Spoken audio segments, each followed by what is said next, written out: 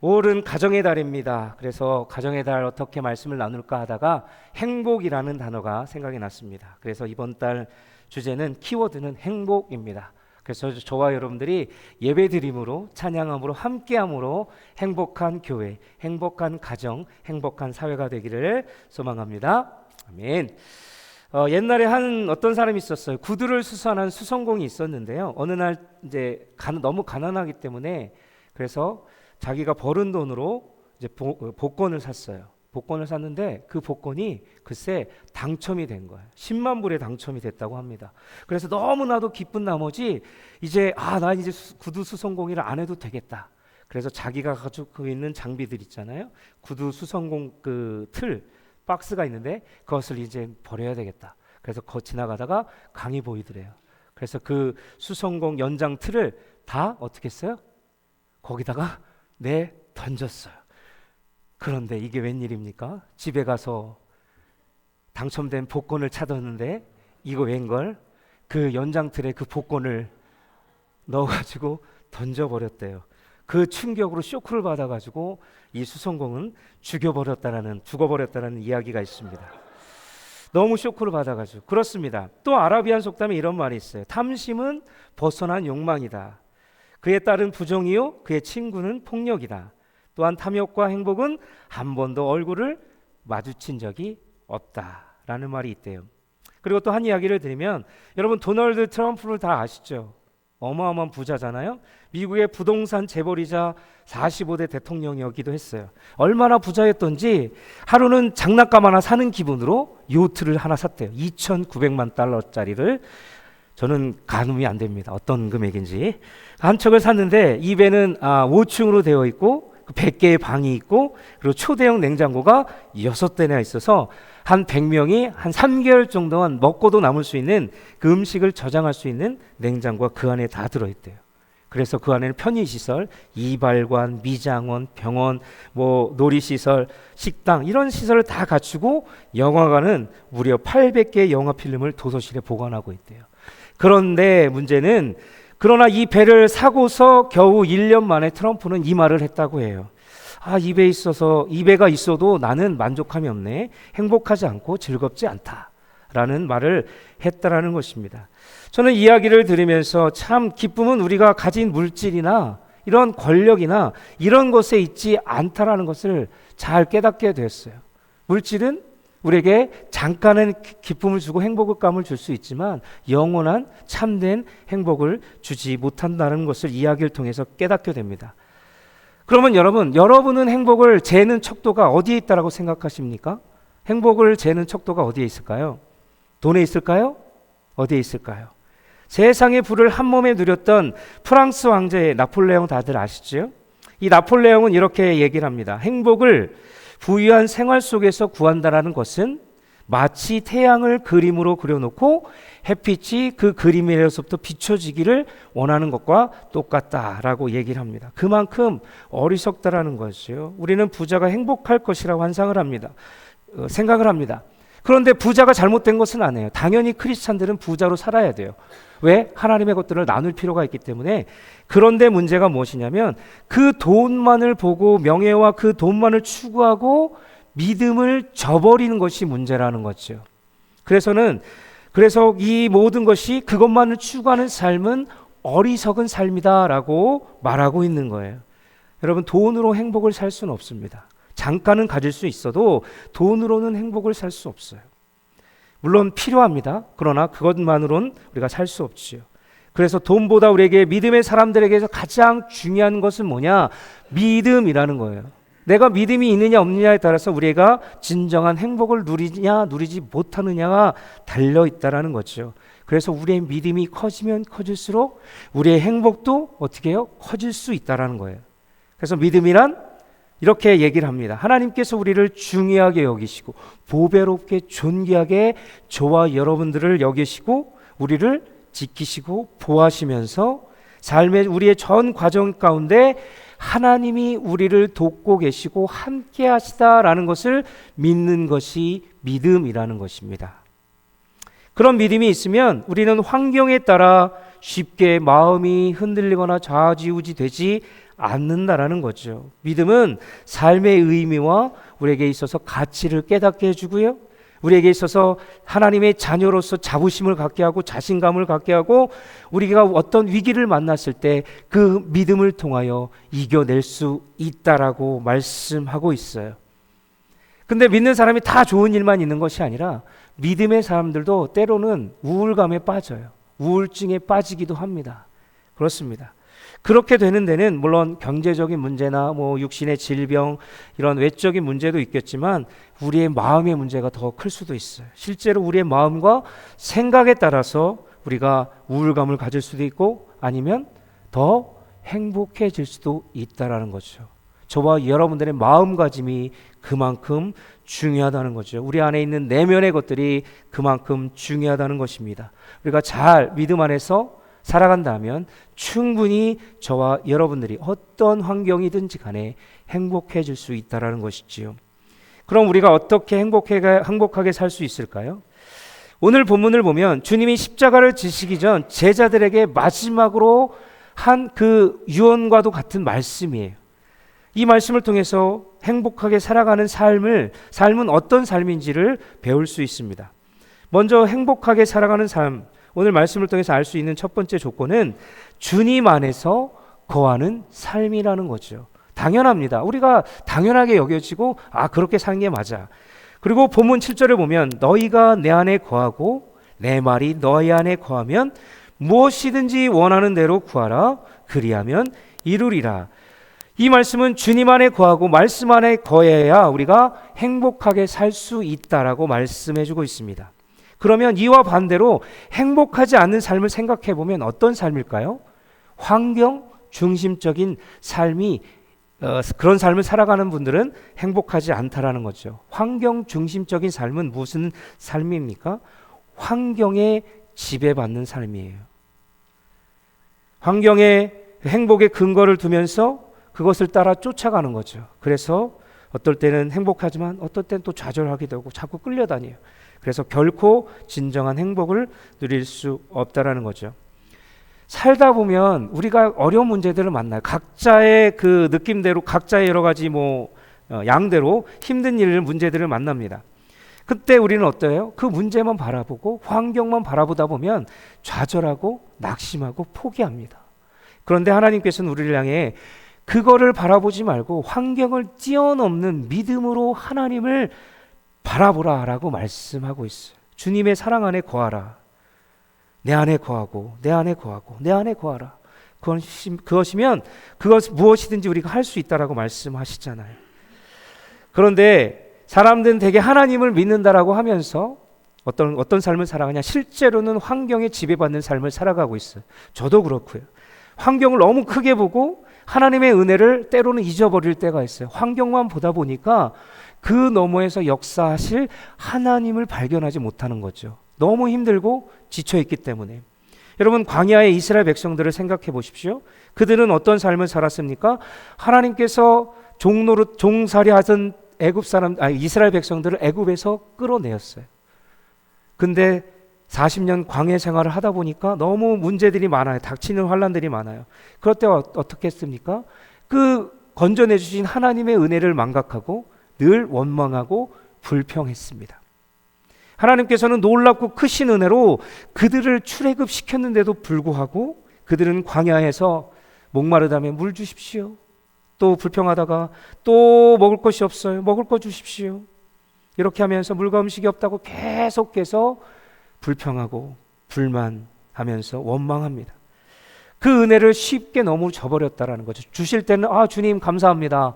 너무 좋아요 하다가 그것이 또 사라지니까 웬걸 원망합니다. 하나님 왜 그러십니까? Why me? 나에게 왜 이런 환난과 고통들을 허락하셔서 나를 힘들게 하십니까? 이렇게 하면서 늘 은혜를 잊어버리죠. 어떻게 보면 하루살이와 같은 믿음을 가진 자들이 이스라엘 백성들이었습니다. 그것이 우리일 수도 있고요. 그래도 하나님께서는 그들을 사랑하시고 저와 여러분들을 사랑하셔서 끝까지 놓지 아니하시고 그들의 필요를 채우시면서 끝까지 인도해 내시지 않습니까? 그렇습니다. 그리고 느헤미야 9장 20절을 보면 이런 말씀이 있어요. 40년 동안 들에서 기르시되 부족함이 없게 하심으로 그 옷이 헤어지지 아니하였고 발이 부르트지 아니하였사오며. 이 고백입니다. 놀라운 고백입니다. 하나님께서는 이스라엘 백성들에게 염려했던 먹을 것, 입을 것, 살 것들을 어떻게 하신 거예요? 해결해 주신 것입니다. 40년 동안 힘들어하는 자들을 향해서, 원망과 불평하는 자들을 향해서 그래도 사랑하기로 작정하시고 해결해 주신 것입니다. 결국 그들이 걱정하고 염려하고 불평했던 일들은 다 해결되었어요. 이처럼 우리가 염려하는 일들은 다 어떻게 돼요? 이루어지지 않아요. 그리고 해결됩니다. 그러므로 환경만 바라보고 내 안에 기쁨과 행복을 그 염려 때문에, 그 낙심 때문에 빼앗기지 않으셨으면 좋겠어요. 우리는 이런 믿음이 있어야 됩니다. 환경이 큰 것이 아닙니다. 우리는 너무나도 환경을 크게 바라봐요. 아무리 우리를 잡아삼킬 것 같은 환경에서도 하나님은 여전히 환경보다 더 어때요? 크시고 문제보다 더 크신 하나님께서 저와 여러분의 편이 되어주시고 함께 하신다라는 것입니다. 우리는 문제를 바라보지 말고 우리를 향한 하나님의 약속을 온전히 신뢰하며 문제보다 크신 하나님을 바라보며 살아야 될 줄로 믿습니다. 문제와 고난은 하나님께서 더 우리에게 좋은 곳으로 주시기 위한 도구예요. 통로예요. 그것을 잘 견뎌내면 결국에는 하나님이 뜻하신 곳에 우리가 서 있게 되어 있는 것을 발견하게 될 것입니다. 여러분, 환경 때문에 불평하거나 불편해하지 마십시오. 힘들고 고통이 있어도 포기하지 마십시오. 주어진 삶에서 내가 최선을 다하고 주님 그 말씀을 지키면서 그 말씀 안에서 그 했던 여러분들의 수고와 헌신들은 주님은 기억하고 계실 것입니다. 그리고 그 모든 어려움과 고통들을 맡기십시오. 하나님께서 해결해 주실 것입니다. 환경은 우리를 어떻게 할 수 없습니다. 좀 힘들게 할 수 있어요. 위협할 수 있어요. 거기서 끝나요.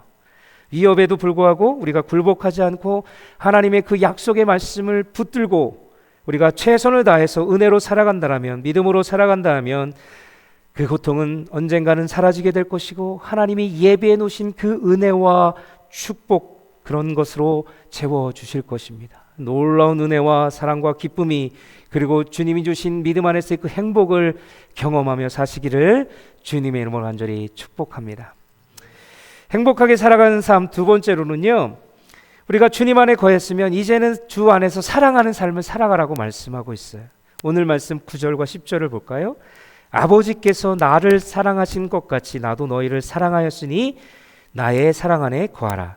내가 아버지의 계명을 지켜 그의 사랑 안에 거하는 것 같이 너희도 내 계명을 지키면 내 사랑 안에 거하리라. 주님은 이 말씀 가운데 사랑 안에 거하라, 이것을 두 번이나 반복하고 있습니다. 사랑 안에 거하는 삶의 반대는 무슨 삶일까요? 내 중심적인 삶입니다. 내 중심적인 삶. 나만 생각하고 나만을 위해서 살아가는 삶이에요. 그러다 보니까 늘 어떻게 요구만 하는 신앙이에요. 자꾸 이거 해주세요, 저거 해주세요, 그렇게 해주세요.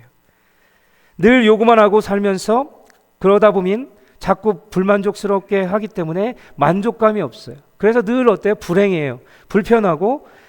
그런데 사랑 안에 늘 거하면 늘 베풀고 살고 넉넉해져요. 마음도 넉넉해지기 때문에 행복도 그 사랑함으로 말미암아 우리에게 찾아올 수 있다라고 말씀하는 것입니다. 오늘날 사람들의 행복을 막는 제일의 큰 요소가 무엇이냐면 바로 이 요구하는 심령이래요. 요구하는 심령. 요구하는 심령은 축복받은 것만 좋아하고요, 자꾸 소유하려고 하고 나만 생각해요. 그래서 축복을 나누고 사명을 행하는 것에는 관심이 없어요. 나만 잘 되면 돼요. 또한 요구하는 심령은 하나님을 나를 위해 무언가를 해주어야 하는, 그냥 도깨비 방망이와 같은, 그리고 알라딘에서 나오는 지니와도 같은 그런 하나님으로 여겨요. 그래서 자신에게 어떤 나쁜 일이 생기면 다 원망하죠. 자신이 원하는 것을 다 얻기를 원한다는 거죠. 자꾸 그래서 요구만 해요. 하나님, 이것 해주세요, 저것 해주세요, 그것 해주세요. 그러면 내가 할게요. 이렇게 한다는 거죠.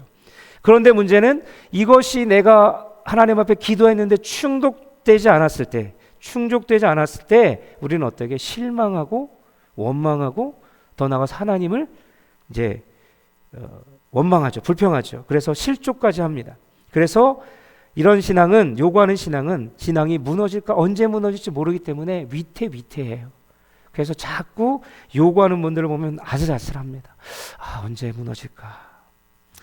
예전에 아주 어렸을 때 제가 지금은 좀 그런 게 뜸하지만 예전에 아주 어렸을 때 제가 부모님을 따라서 부흥회를 참석할 기회가 있어서 따라다녔어요.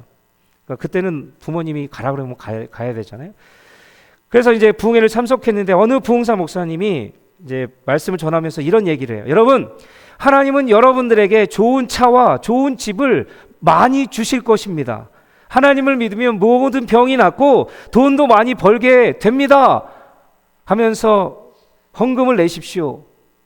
그러면 성도들은 뭐라고 해요? 아멘, 아멘 해요. 그때는 잘 몰랐어요. 저런 건가 보다 원래. 근데 지금은 생각하고 믿음이 자라고 제가 살아가다 보니까 그게 아니었던 거죠. 하나님은 그런 하나님이 아니셨어요.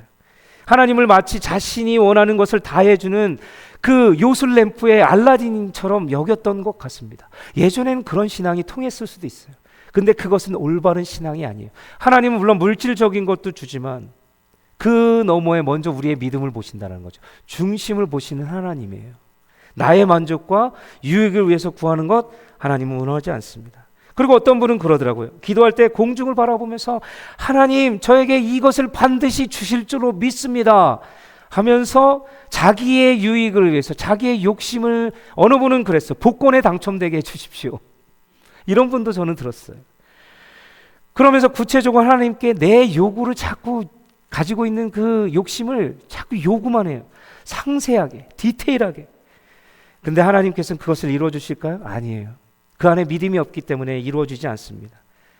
물론 하나님 앞에 간절한 소원을 들고 기도하는 것 중요합니다. 근데 그것이 나의 욕심이 되어서는 안 된다는 거죠. 하나님의 나라와 하나님의 의와 하나님의 뜻을 위해서 구하는 소원이 되어져야 되는 거죠. 하지만 나의 만족과 욕심을 구하는 것은 옳지 않습니다. 이처럼 하나님께 순종하기보다 하나님 앞에 요구하는 사람은 결코 행복할 수 없다라는 거예요.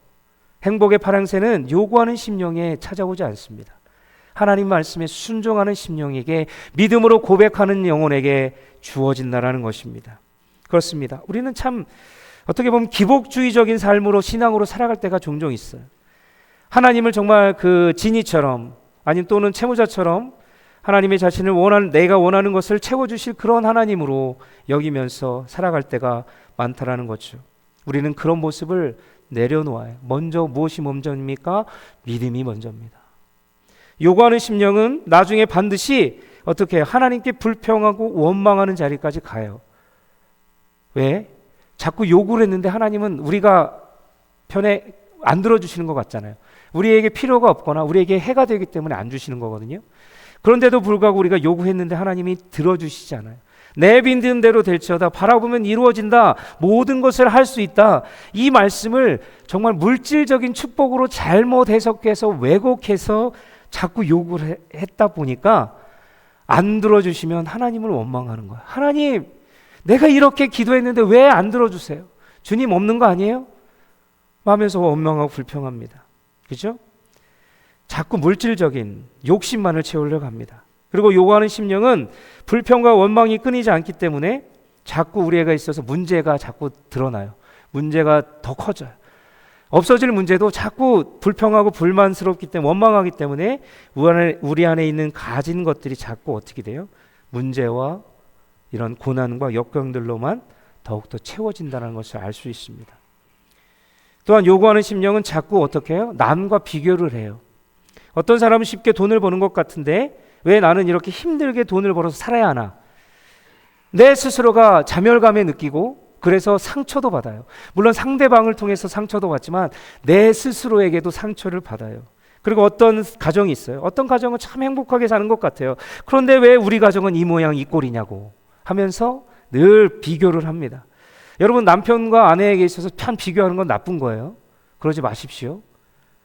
사랑해줘야 되는데 자꾸 저 옆에 남편은 이러하더라, 저 옆에 아내는 이러하더라, 자꾸 비교하다 보면 자꾸 요구하는 심령이 돼요. 그러다 보면 싸우게 되고, 그 다음에 가정에 불화가 생기고, 결국엔 가정이 깨지는 경우까지 많습니다. 요구하는 심령이 그래요. 상처도 더 커져요. 교회도 마찬가지입니다. 옆에 교회는 참 부흥하는 것 같고 잘 되는 것 같고, 그런데 왜 우리 교회는 이럴까?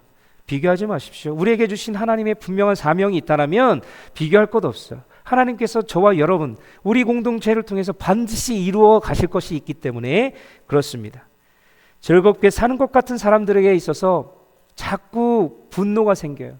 나는 그러지 못하는데. 자존감이 약해지면서 자꾸 남에게 비교하면 비교할수록 남들이 다 나보다 잘 사는, 그리고 나보다 많이 배우고 나보다 좋게 보이는 것들을 다 싫어해요. 괜히 원망해요. 그래서 욕하게 되고 싫어하게 되고 저주하게 합니다. 결국 하나님을 원망하고 믿음을 떠나게 됩니다. 하나님 왜 우리에게 이러한 축복을 주지 않습니까? 저들은 잘 되고 있는데 왜 나에게, 우리 가정에, 우리 공동체에? 그러지 마십시다. 비교는 참 안 좋은 겁니다. 요구하는 심령은 자꾸 남과 비교하게 해요. 우리가 진정 복된 존재가 되려면요, 요구하는 심령에서 사랑하는 심령으로 바꿔야 돼요. 아내의, 남편의 단점이 분명히 있잖아요. 근데 그걸 자꾸 보면 안 돼. 사랑하려고 해야지. 사람은 믿음의 대상이 아니라 사랑의 대상입니다. 믿음의 대상은 주님밖에 없어요. 상처받고 그러기 전에 먼저 저와 여러분들이 사랑하는 심령으로 바꿔지기를 주님의 이름으로 축복합니다. 우리의 마음이 변화되어야 돼요. 요구하는 심령이 아니라 정말 하나님을 사랑하고 내 형제와 이웃, 내 가족들을 사랑하는 마음으로 변화되어야 돼요. 요구하는 심령은 고난 중에 하나님을 보지 못하지만, 고난만 보지만, 사랑하는 심령은 고난 중에 오히려 나를 위해서 십자가에 그 피를 흘리시고 구원하신 그 예수 그리스도의 그 사랑을 보면서 견뎌내고 이겨내서 믿음으로 나아가게 하신다는 것이지요. 여러분 사랑하십시오. 하나님의 사랑을 깨닫고 그 사랑 안에 있으면 행복해질 수 있습니다. 우리가 요구하는 심령을 버리고 사랑하는 심령을 가지면 또한 우리를 누르고 있는 사탄 마귀 권세로부터 우리는 행복해질 수 있습니다. 보호받을 수 있어요. 사랑하십시오. 그리고 마지막으로, 세 번째로, 우리가 행복하게 살아가는 삶은 이제 마지막으로 기쁨 안에 거하는 삶입니다. 기쁨 안에. 오늘 10절 볼까요? 오늘 말씀. 내가 이것을 너에게 이름은 내 기쁨이 너희 안에 있어 너의 기쁨을 충만하게 하려 함이라. 이때 상황은 어떤 상황이냐? 이제 십자가를 준비하시고 십자가에 달리실 직전이에요. 근데 이것을 제자들이 알았어요. 그래서 제자들의 마음이 어땠을까요?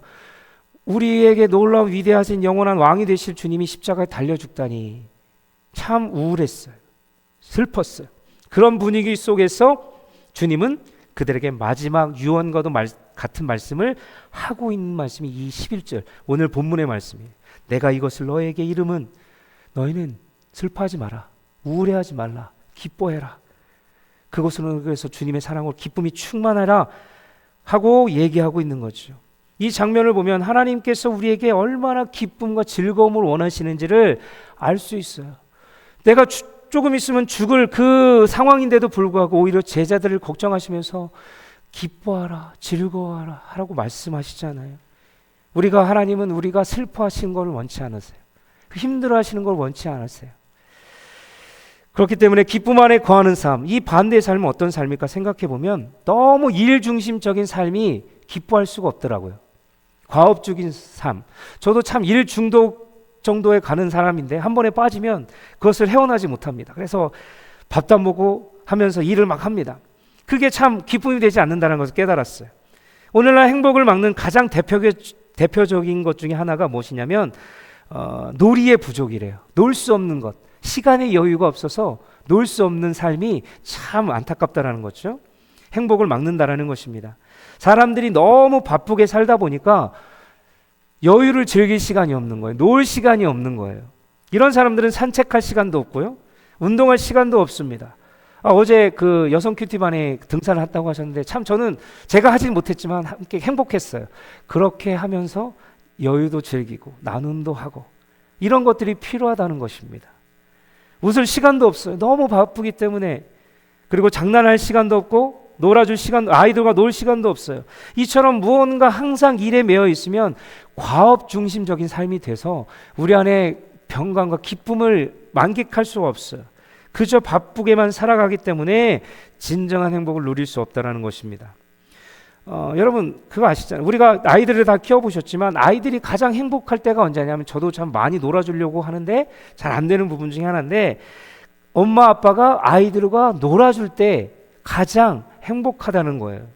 아이들은 부모와 함께 놀고 장난칠 때 그 안에서 만족감을 누리고 염려가 사라지고 행복하게 웃을 수 있다는 거죠. 이처럼 우리도 주님과 함께 웃고 즐길 때 행복해질 수 있다는 것입니다. 우리는 너무 심각하거나 바쁘게 살지 말아야 해요. 제가 예전에도 드렸죠. 예전에 제가 어릴 때는 교회 환경이 그런 환경이었어요. 장로님들, 어르신들 보면 다 이렇게 과묵하게 찬양을 해도 박수도 안 치고 그냥 이런 정도만. 그래서 그게 정말 은혜스러운 건 줄 알았어요. 정말 거룩한 건 줄 알았어요. 근데 그게 아니에요.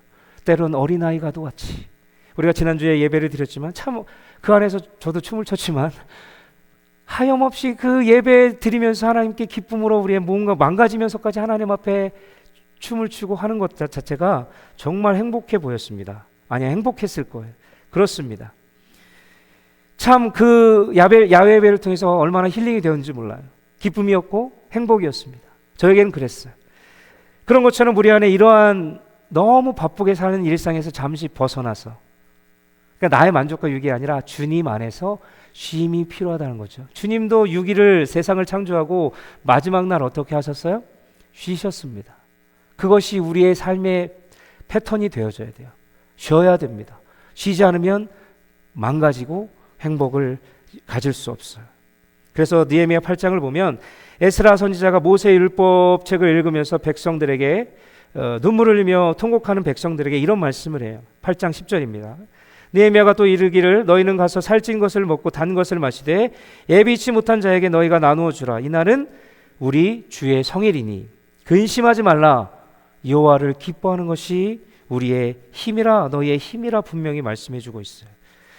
하나님께서는 우리가 실패 속에 통곡하는 것보다, 염려하고 늘 울상인 것보다, 근심하는 것보다 하나님의 용서를 확신하고 구원의 확신을 가지고 주님과 함께 기뻐하는 것을 원하신다라는 것을 말씀 가운데 깨닫게 됩니다.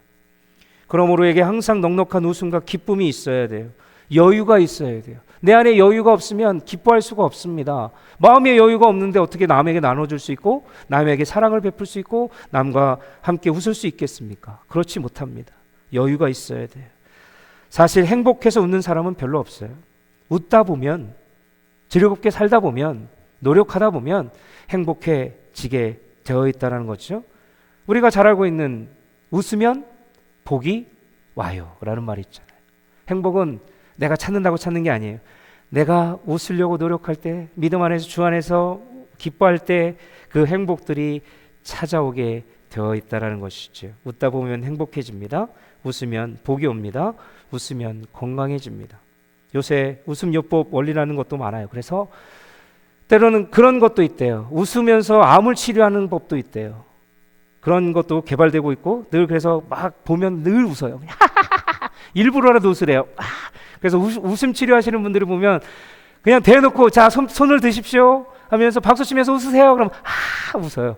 세상 사람들이 보면 미친 사람들 같이요. 근데 하나님은 그것을 원하는, 웃음을 통해서 우리의 영혼이 좋은 것들이, 좋은 세포가 나타나면서 건강해질 수 있다는 것이죠.